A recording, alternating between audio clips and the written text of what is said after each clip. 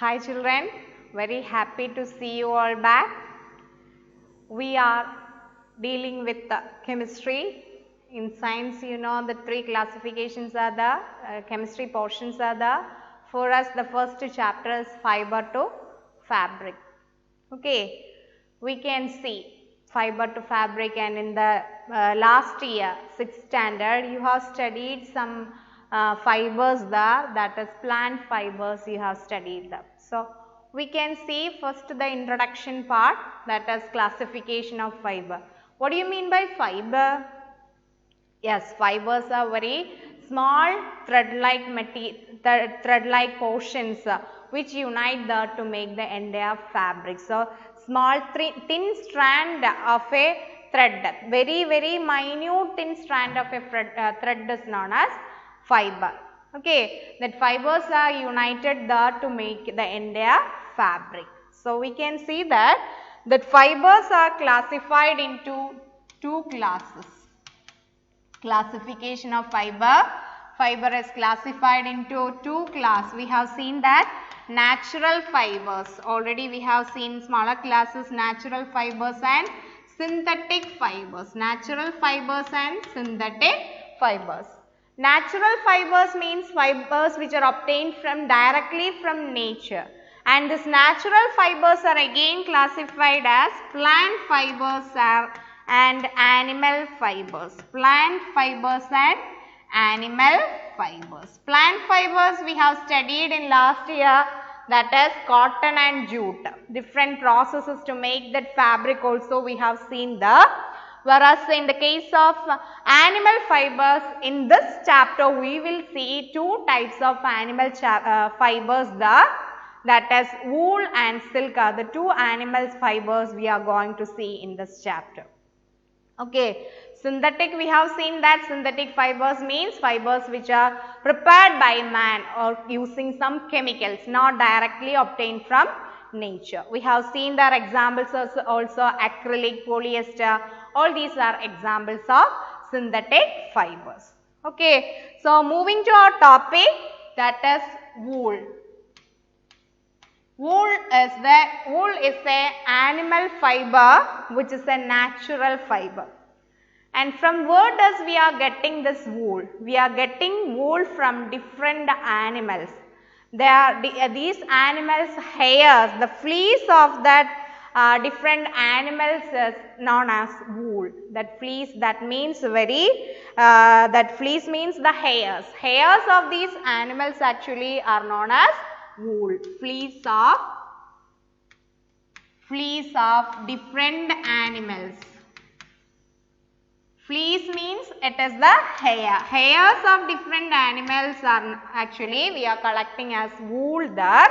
Different animals will give us wool. We will see what are the different animals which gives us wool. Okay, first we can see this wool yielding animal will have a thick coat of hair in their body. For what purpose they have this hairs on their body? Only we have seen that not all the animals, a few animals are having this thick coat of hair on their body. Why do they have this thick coat? What is the purpose of having this thick coat of hair on their body? Yes, it has some effect there. That is, hairs trap a lot of air.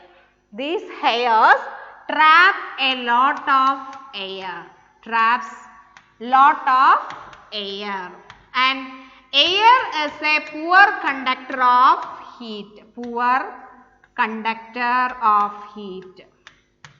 So, during this wool yielding animals, where do we can see these wool yielding animals? Yes, that in cold climatic regions only we are seeing this wool yielding animal, isn't it? They are capable of living in such extreme climatic conditions because of their hair. This hair traps a lot of air, and air is a poor conductor of heat. So, these animals will get heat energy. That heat energy from the body will not be allowed to go out. That will be trapped there, and in winter also these hairs will keep them warm. So that is the need of these hairs for the body hairs of these animals. This hair trap lot of air, and air is a poor conductor of heat. So they will get that heat energy during the time of winter. So they can survive in that extreme cold climatic conditions. Okay.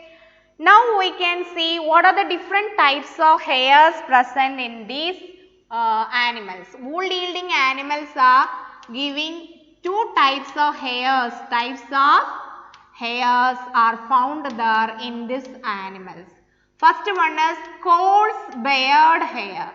Coarse beard hair. This coarse beard hair we can see in some sort of animals there. Their hair will be very rough there. That beard hairs will be always exposed to the outside. Maximum exposure to the outside will be the which makes them coarse. And the second type of hair is fine smooth under hair. Fine smooth under hair, and this under hair is observed there in the nearer to the skin areas. Just below the skin area, we can observe these type of very fine smooth hairs. And for making the wool fabrics, the smooth hairs are very useful. They are very effective for making this fabrics. Okay, so always if two types of hairs are there, we will prefer the second one, fine hair, fine soft under hair will be preferred over this, because that is very good in making fabrics. So at that time, if you are selecting the parents for getting this type of wool, then it will be very effective, right? So we can select the parents for getting good qualities of wool in their offsprings. For getting that offsprings with good qualities of wool, we can select the parents, and such selection of parents for getting good varieties of wool is known as selective breeding. Selective breeding. Selective breeding is selecting parents. It is selecting parents for getting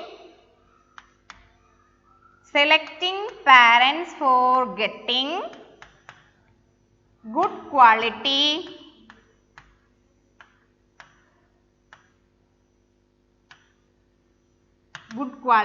of wool, good quality of wool in their offspring.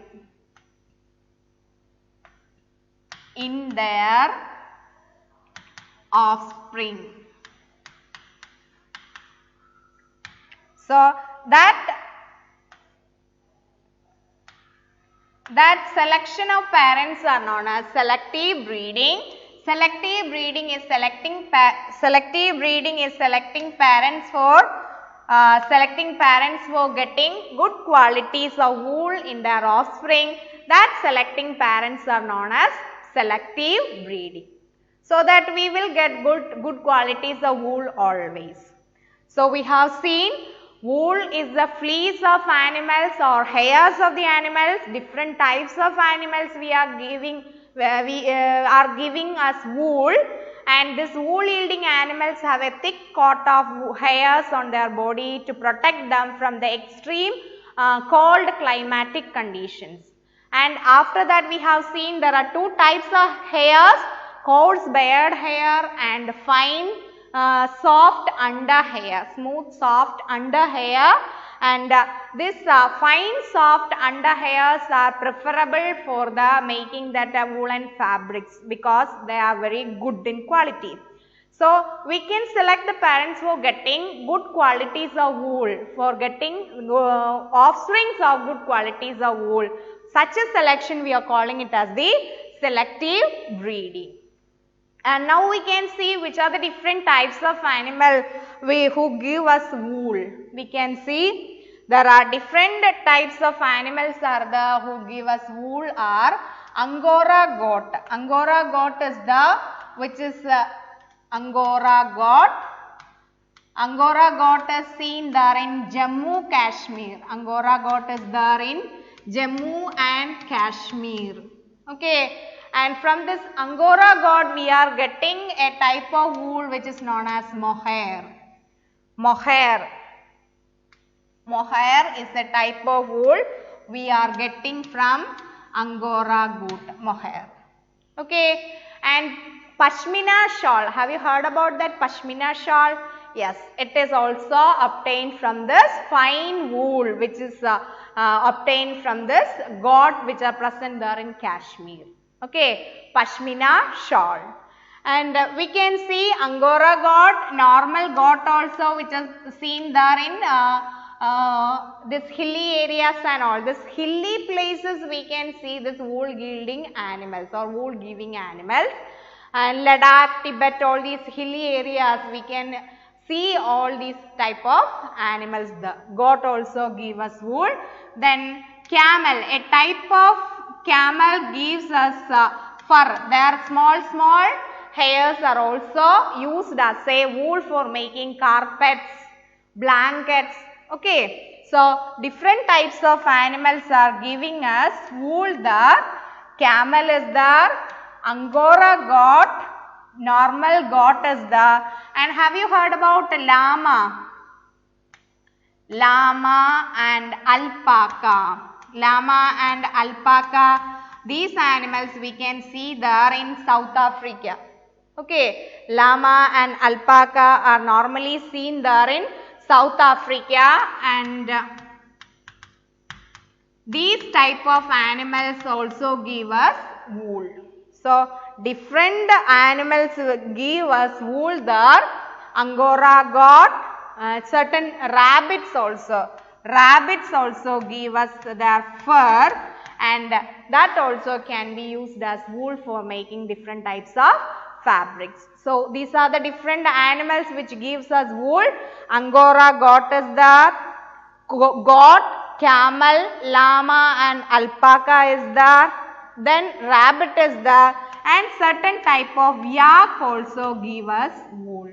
So, these are the different types of animals which gives us wool. This wool yielding animals have a thick layer of hairs on their body to trap heat energy, so that they will be survived from the cold climatic conditions. And two types of fibers are the coarse bared hair and fine under soft smooth hair. And fine hair is very good for making the fabrics and all, and for getting such good varieties of wool we can select the parents, and that is actually known as this selective breeding. I hope this much is clear to you. Thank you.